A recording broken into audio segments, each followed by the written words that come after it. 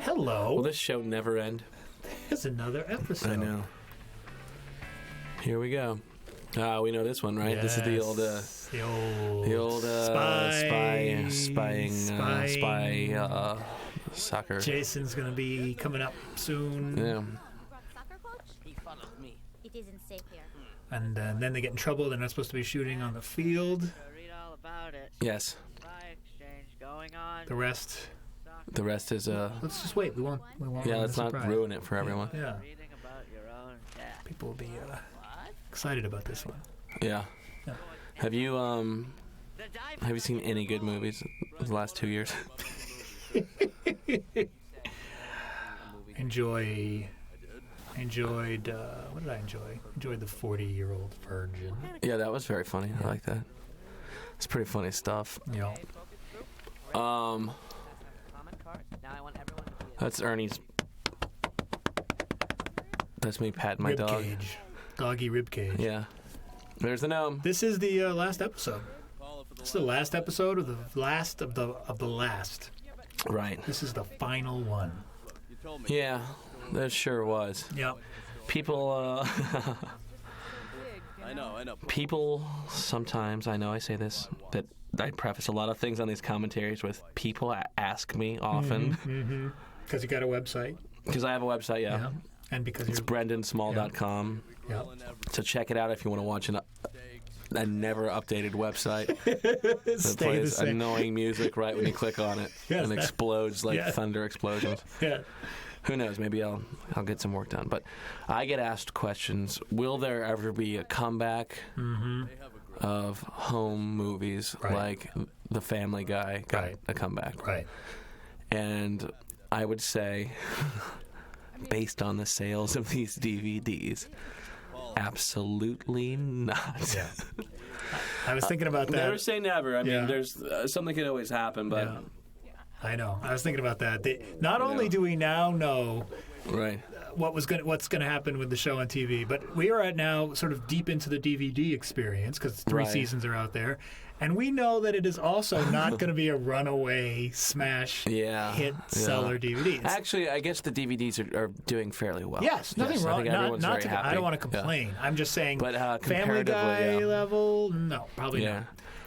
I don't know. I mean, I don't want to compare our sales or the style of our show to a Family Guy. Nope. And they're apples and oranges. So, I mean, our I show agree. isn't Family Guy. I don't know that home movies needs to come back. I mean, there is a huge life to these characters that grew over 4 years and they became kind of real people to us. But how much more do you need to see of these guys? Right. I agree. Would have been nice. I mean, there's at some point where things get old and you get sick of stuff, and I'd rather, it's one of those things with every episode. I think people go like, "Oh, I love that McGurk bit. Can you make it just a little bit longer?" And the answer was always no, you can't, because we want you to want it more. You know. I know. And luckily, I think we got to leave them wanting a little bit more with this. Yeah. And again, I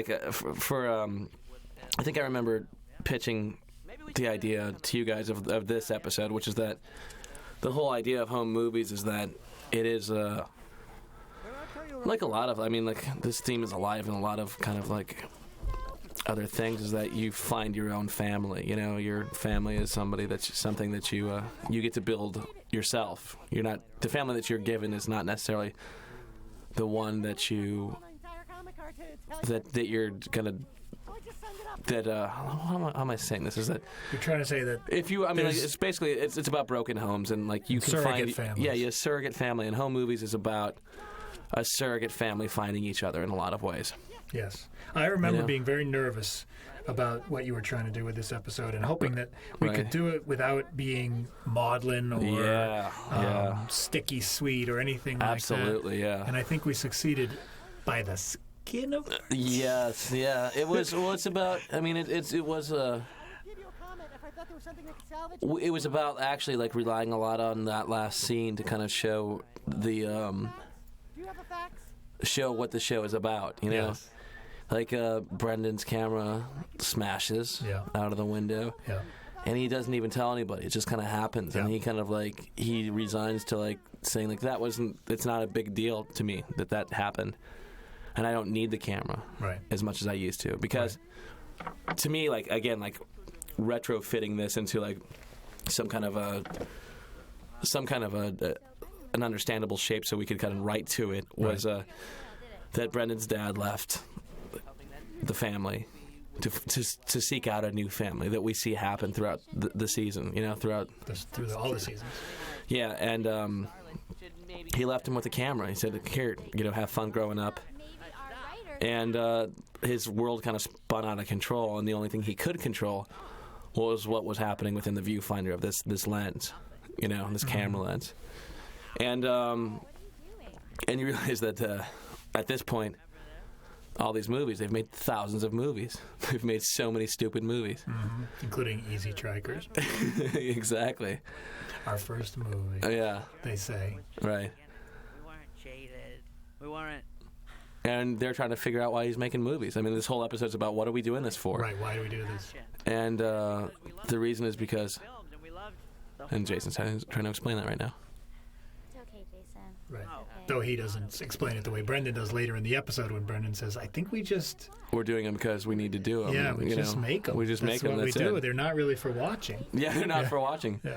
Which is great. I mean, you do learn a lot about yourself from how you approach whatever it is you do professionally, I think. Yes. Think we lost a man? I don't know, man. Muppet Babies here. That's the worst reference you could have made, but that's great. Oh, man. I think what we should do, I mean, if we were to continue with home movies, is a prequel. Yes, make them younger. Make them even younger. Look at that. There's a show right there. Oh, little kid writing. Yeah. Wouldn't that be great to see, like, just dumb them down, make them just all fart jokes, and make them just littler and fatter, and just everything is just adorable and cutesy. Yeah, more pink and blue. Yeah, just like... Yeah, somehow make it like neon, like day glow colors, and Baby McGurk. Oh, and McGurk is somehow their age. Yes. Oh, that. If somebody wants to produce that, please contact me. Yeah. But Baby McGurk is the same age as the kids. Oh man, everyone's a baby, right? Yeah, right. Paula's a baby. Yeah, everyone's a baby. Yeah. Josie, baby. Still a baby. Yeah. Oh, so good. So funny. Lindenton will come back as a baby. Yeah. Oh, yeah. Lynch is a baby. Baby Lynch. Baby Lynch and Baby McGurk play together, but they always fight. Oh, that's so good. It is. That is so great. These scenes struck me as very funny, both in the recording and working on the audio with Jack and Will. I just think this stuff was good. It was, there was something. The nice thing about the braveness of what you wanted to do with this episode, the kind of, having the desire to actually make it feel like a last episode, right? I think put everyone on their best behavior. Right. In some ways, it made everyone step up, and in some ways, and work against it too. I mean, Benjamin probably gets, as much juice reacting against the script as he does anything else. But that is good. That's part of what we rely on. Absolutely, yeah. Yeah. I think these scenes work well. All the McGurk stuff in this episode feels really strong to me. I like looking back at it. Right. There's something so funny and sweet when he pitches a tent in their yard. I mean, his need is a little, because of the script you wrote, it's like his need is a little more on display here. Yeah. Ernie is pushing it. But I mean, it's been there throughout the whole show. It's just like, it's stuff that there's so much stuff that we knew that we wouldn't ever say to the audience. Yeah. And this is something that it's okay, I think, to say to the audience, is that McGurk is in Brendon's life for a reason. He needs the kid. He needs to feel like he's part of some kind of a family. And he always he pops up in every, nearly every episode inside of the Smalls house in some odd way. Yes. Every once in a while, you'll point it out, but sometimes he'll just be there. Yeah, sure. And the truth is, in sitcoms, you have this cast of people, and you're trying to continually have them be in each other's lives. Yes, and it's either believable or it's stupid. Like, they just, it's 6 friends and they live together. And you're like, really? They live together?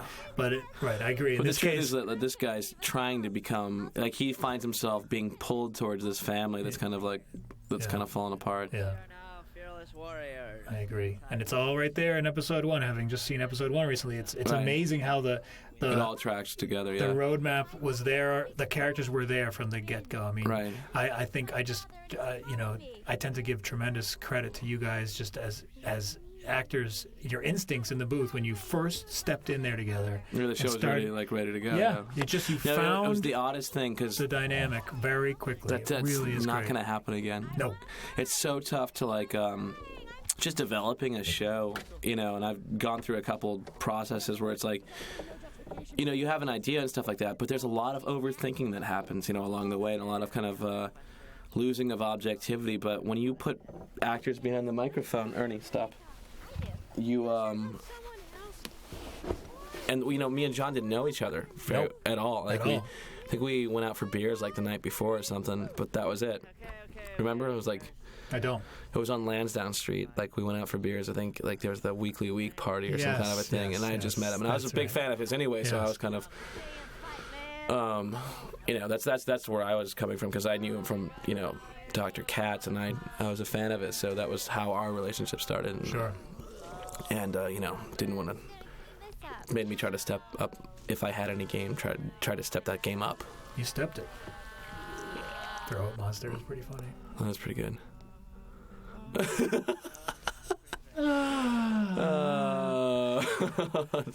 Question. That's animation, guys. Just going for it and doing it. A lot of that stuff.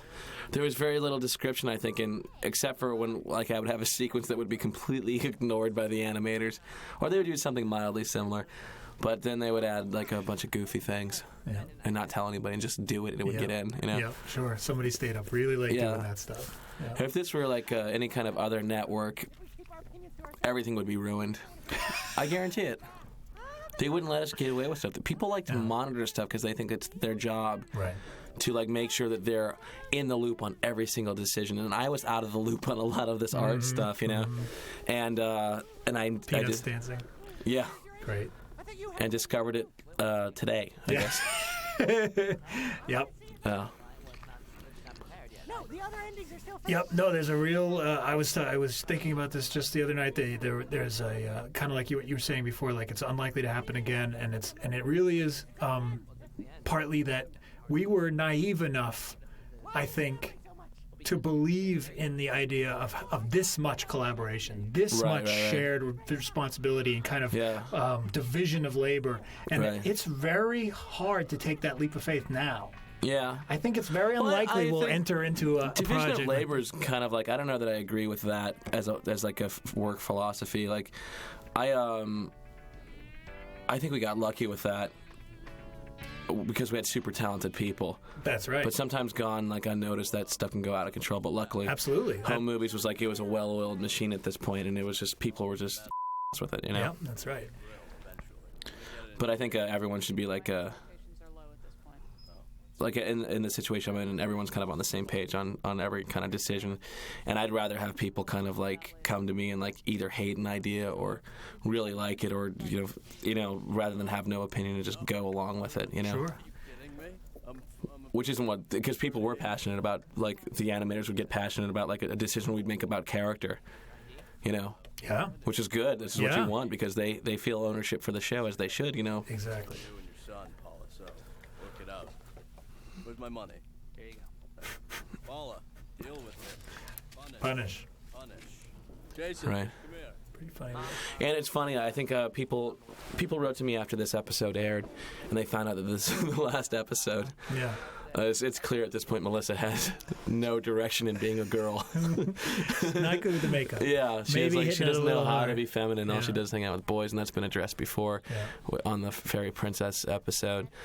But we're kind of fulfilling that kind of part of Melissa's. She needs Paula to tell her. Paula not being horribly feminine, but she needs some kind of a mother in her life. She would when Paula comes and offers to have girl talk, Melissa jumps at the chance. Right, and runs upstairs. Oh, yeah. Yes, she's and gets dying very excited. for it. They need it very badly. Yes, But people started to sense, they said the thing that I got in a couple emails where they said halfway in the episode they started to sense that this show was ending and they had no idea that it was. And I heard a lot of people, not to brag, but a lot of people cried. I remember you told me that. I like because it was the worst episode. It's always good. You make somebody cry. That's good. Yeah. Even if you physically hurt them. Yeah, you just punch them right in the face. Yeah. Punch him in the butt. You got an emotional response. Punch his butt. Right. Okay. Yeah. How many containers of blush did you actually use? 2. Okay, that's a Hey, Ernie. But you're trying to accentuate your features. Do you know what that means? I see where you're going, but I need an example. Melissa. I'm a big Melissa fan. Yeah. How's it going, buddy? What are you doing? But I like when That is a funny little... The front tooth bite. Oh, that's a new one. Yeah. That's Ernie rustling around the background. He's adorable. I don't mean to mother you. No, please. By all means. He's kind of a guest. See, I like this too. Like this kind of background here too. When they would keep this stuff alive, that kind of outlining on top of kind of a wash of color thing. I love when we would, because that was in the first episode too. It was in the first season very much, and then kind of like it would go away. We'd go to a different location and kind of like, someone else did that background. Yeah. And no, you have to be brave to do this kind of stuff. I think you have to be a really confident artist to pull this off. That line I mean, stuff. It works. It's a matter of consistency, I think. Because it also works on their outfits too. If you see that, it's just those different colored outline things, and now I'm getting that. And this is this is completely elaborate. This thing that he's working on. The Grill 9000 or whatever. Yeah, it's pretty funny. Abnormal amount of time. Wow, that is really distracting. Your headphones? Yeah. I've made occasional mistakes. I've seen you backtrack a few times. Sometimes things start over. Things go really wrong. Right. I've done that a few times. It's really easy to put one of these things together, I think. I think it's a lot easier than Right. What else do you want to talk about? I mean, the show's happening. I think that I guess I was just trying to say earlier that I think it's interesting that we now know everything there is to know about what it was like to make the show. We all know everything there is to know about what it was going to do on TV in terms of the level of audience that it's going to reach. And now we know pretty much what's going to happen with the DVDs and the level of audience that they're going to reach. And I think it's kind of interesting. We have a real, we really know the whole story of home movies now. I mean, it's like you were saying, it's very, very unlikely there is going to be a home movies movie or a home movies sequel or a prequel. Never say never. I'd like to keep the hope alive, even if it's false hope. Exactly. For those fans. I would just say it's very, very unlikely. Right. It's something that has come up. Because Shout Factory's happy with how they're selling, and that is a great and interesting thing to talk about. But let's look at it realistically. No, I think personally, artistically, just the fact that we completed it and got. I mean, we had a rare and wonderful occasion, which was that we knew when, it's basically the day you're gonna die. Yes. And you get to end your life the way that you want to. You know. And that's what we got to do, which is I mean, how many TV shows get canceled after halfway into the first episode sometimes. And you don't get to complete the process that is that show or whatever. And we saw the end was near, and we kind of we put our heads together and said this makes sense to us enough to try to pursue doing it. And it was so lucky to be able to get out of it the way that we did. And I think that was a true gift in a lot of ways, even though it was the end of our jobs. In our creation of these characters and getting to put them in fun situations and make them talk and say funny things. But there's a part of it where I feel like we finished the show. Yeah, I agree, and I feel like the chapter of these kids' life is over. Yeah. And we didn't, like we were saying before, it wasn't like we were burnt out. But at the same time, we were still very much involved in the show. In fact, we had sort of recommitted ourselves, I think, and we're really finding what was fun about doing it, several years out. And so it is kind of like dying young and beautiful. Right. Yes. Yeah. Except we were all pretty ugly. Yeah, and it's except for Melissa. Right. Yeah, it's horrible. He's feeding him grapes. It's pretty funny. Yeah. We both know Walter and Perry are going to come back. So basically, if you guys are out there, I mean, in conclusion, if you guys are out there and you really want to see more home movies, it's going to take I mean, money talks. Hey, you have to buy Seriously, way you would more really DVDs. have to like. Yeah, Not only you would have to like tell a lot of against friends. two kind of very kind of arrogant artistic types who didn't even want to do it in the first place. You have to now convince us that it's worth continuing a show that we finished. Yeah. And so, you know what? I remember like being in a band in high school or something, and you play your song set and you're finished, and then they're like, "Hey, dude, they want a couple more," and you're like. And you kind of huddle around the band and go back and you play like the first 2 songs again, and you did a worse job. And the people are bored, and like it's just like, dude, leave them wanting more. Yeah. You know. Yeah. So we're going through a lot of their old movies here. Yeah. Nice to see. Yeah.